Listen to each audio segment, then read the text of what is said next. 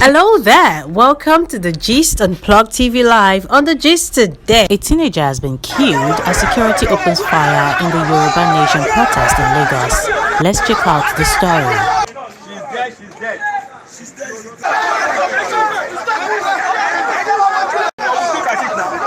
A young girl has been shot dead in Lagos after police officers opened live rounds into protesters seeking an independent nation for Yoruba people. President Muhammadu Buhari and his security chiefs and ministers had warned repeatedly that separatist agitations would be met with brutal force.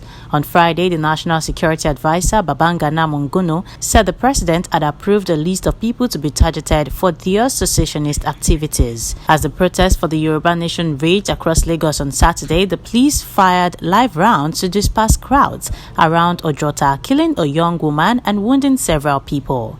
A picture of the young girl who was hit by the bullet has however surfaced on social media. The teenager appeared to be in a trading shop when she was fatally hit, and social media report says that she was only 14-year-old and the specific location of the shooting was immediately not clear. Let's check out some videos from the scene.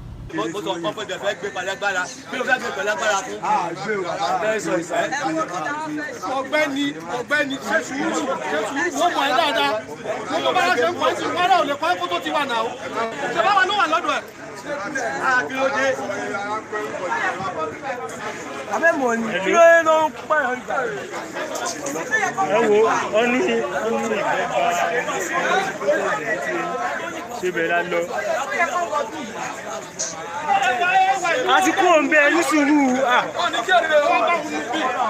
àti kú òǹbẹ ẹgbẹ̀rún wá sísàlẹ̀ ibi tẹ́ bá lẹ́ lọ sí tó gbà ẹ máa ń gbọ́n sàlẹ̀ ẹ máa pàdé lọ́nà.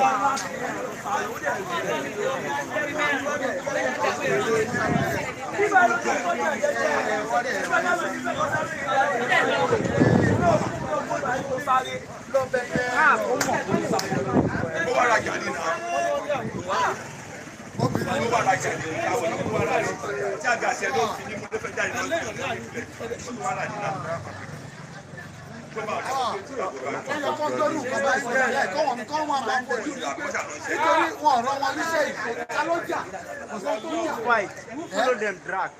When they go shoot straight bullet. Which crowd? In our country, we don't have freedom.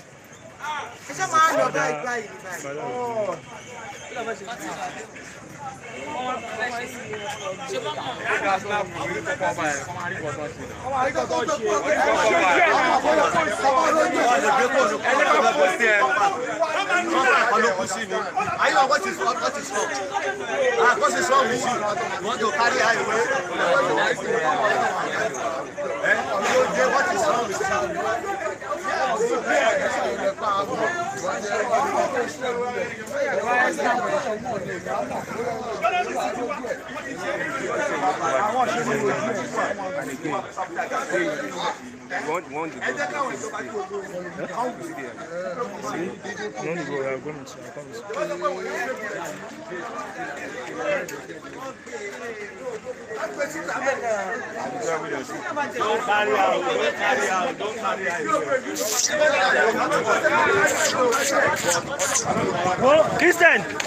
Christian, I beg, follow Mr. Atayo talk. Me come to correct it.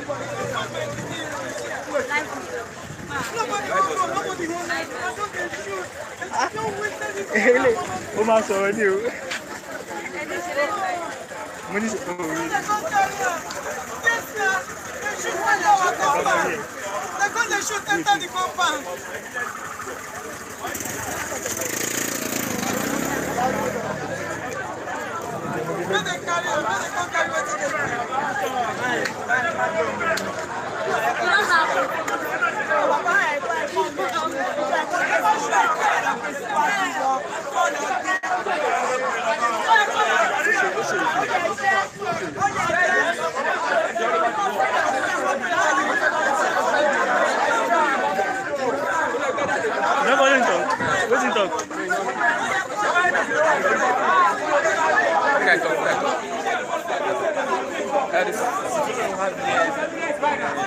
Just like a 4-year-old girl who was killed by a stray bullet.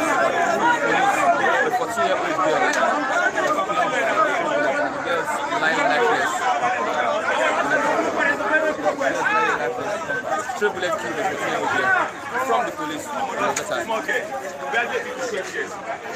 We're not saying life. On top waiting.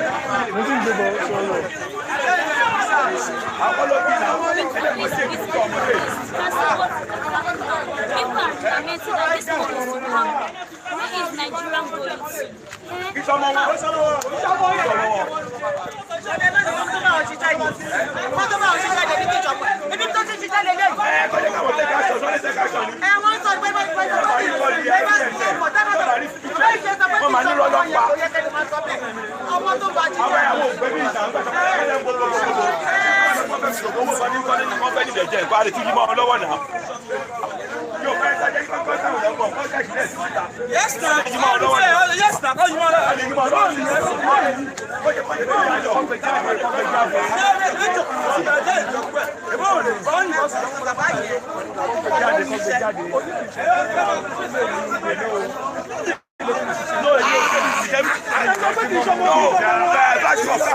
Let people get enough evidence. We need it in future.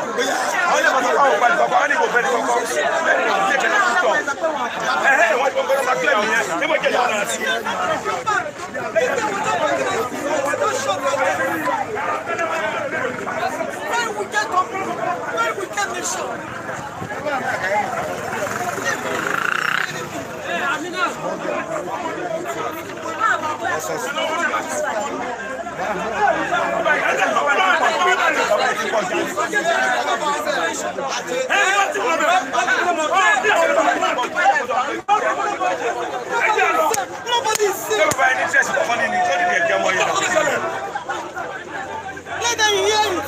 They will never, their children will suffer this thing they are doing. They will never go smoke-free for this thing. Scatter Nigeria, turn Nigeria upside down. Nothing moving, nothing going again. They push out first too. Don't go come out. They don't go to stay. They don't go to their uniform again. Nobody is waiting for police. Did you see going inside of this guy that you are shooting that bullet to the midst of people? You think that somebody come back with shooting gun?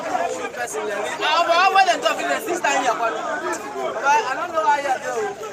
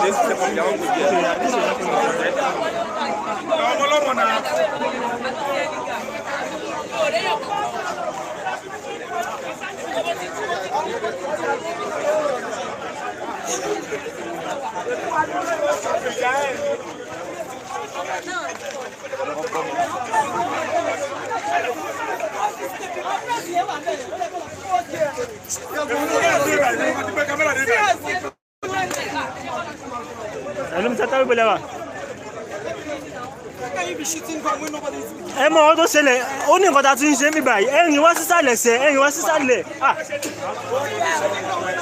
ẹ máa bọ̀ straight máa ná sí látọ̀ nǹkan àníkẹ́ kó mẹ́kẹ́ máa bọ̀ straight ẹ ṣe máa bọ̀ bí pẹ́ ń lọ sí ọ̀nà ìkẹjì àbílẹ̀ bí pẹ́ ń lọ sí kẹ́tì ó sí ẹyin. Ọ̀rẹ́ kí wọ́n gbé àwọn ẹ̀yẹ lọ́sọ́ gbé àwọn olórí fún bẹ̀rẹ̀.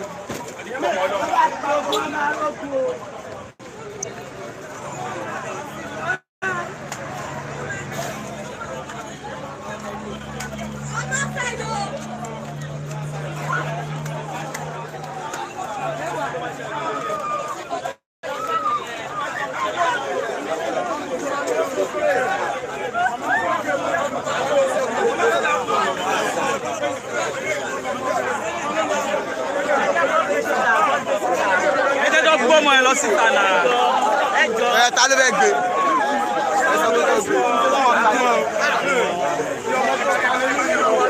Ìyá ọmọ tó palẹ̀ léyìí o, ẹ wá wo ọmọ tó palẹ̀ léyìí o.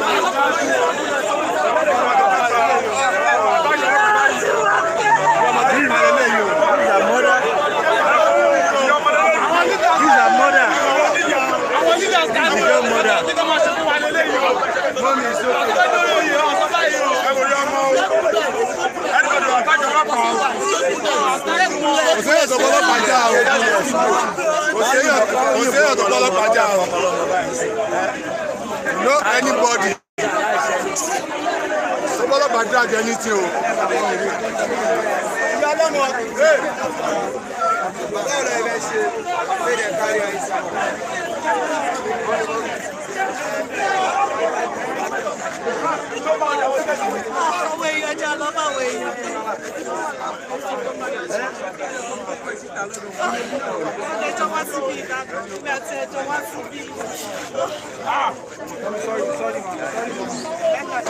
Let us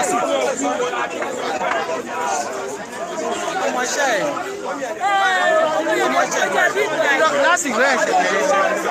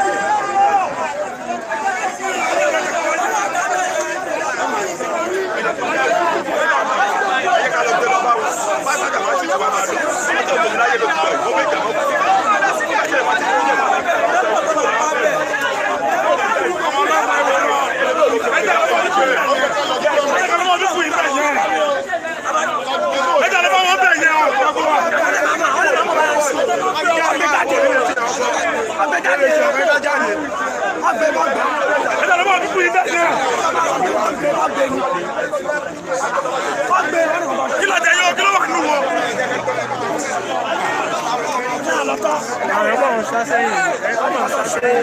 Wọ́n jí ká pọ́ ọmọ ìlọ síbẹ̀.